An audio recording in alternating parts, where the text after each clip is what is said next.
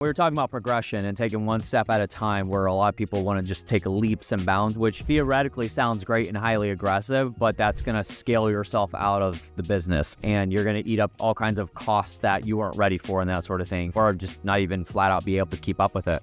So in my world, there's typically 3 stages of progression. And this is something I've learned over the past few years, that every business, every service has their kind of like niche that they kind of sit in no matter what they're doing. For me, like the 3 stages, number 1 is like in content creation, is you're doing it yourself. So you're somebody that you started, a podcast, and you don't know what it's going to do, but you wanted to start it and you just took the action. Great job. That's awesome.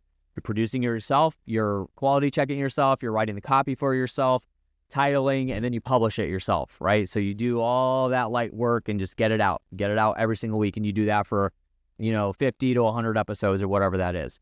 That's the first stage, is you're doing everything yourself. Same thing for social media. If you're like shooting the videos and you're editing the content on your phone with CapCut or whatever it is, like you're doing all that and then you post it yourself. There's advantages to that. Obviously, it doesn't cost you anything but your time. Then the other side of it is, but you're probably shortcutting stuff, so you're not doing all the fundamentals correctly.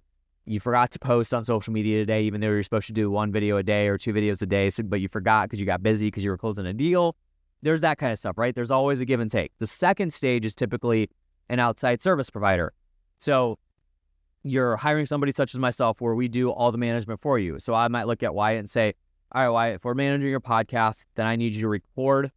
If your podcast goes out once a week, then I need you to record at least, up to a month out every single, at all times. Like you need to have at least 4 episodes in the pipeline, in the can, ready for my team to produce, so we have ample time to be able to manage everything. Wyatt is only responsible for the recording of the podcast and then uploading it for us, and that's it. There's nothing else. My team's fully managing it, taking it from phase like the editing, the creation of the show notes and the descriptions, the titling, like all the thumbnails, all that stuff, and then we publish it for them. That's typically your second stage of content creation, where you outsource that. You have a little bit of money to spend, you're sick of wasting your time on it, and it needs to be done. So you're just getting it out, it's going, that sort of thing, and it's growing. The third stage, which is where I said a lot of people skip from 1 to 3, and some people do this in different capacities, but the third stage is obviously in-house. So now you have somebody that is an employee of yours that manages does everything that stage 2 does, but they're under your payroll. However, obviously the give and take is you're now managing that person. If you hire a service provider, there's a little bit of management with service providers, but typically, especially people that work with me, they could tell you that I really do come in as that manager for my team on behalf of the client, right? So they're not talking to my video editors, they're not talking to my social media managers or anything like that. But the stage 3, a lot of people go from 1 to 3, hire a virtual assistant to manage everything for them.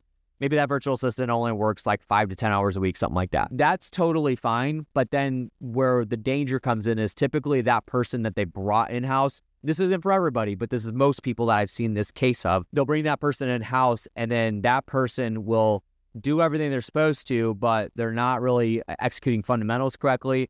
They're an expert in editing video, but they're not an expert in social media management. They're not an expert in copywriting and that sort of thing. So they're an expert in a craft specifically, but they don't know the entirety of how it works, right? But then if you have a large organization and you have a full-time videographer, a full-time social media manager, a full-time content creator, that sort of thing, that's where, you have specialities and they can kind of fall into that. That's where you see a lot of bigger organizations where they'll have 4 or 5 marketing people on their team full-time.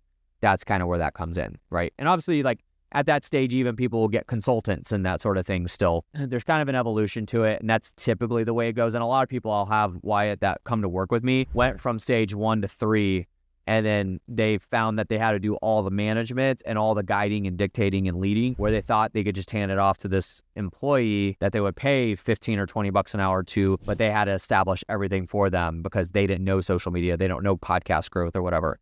So then they came back down to me and all right, I'm ready to take this thing seriously. What do we do?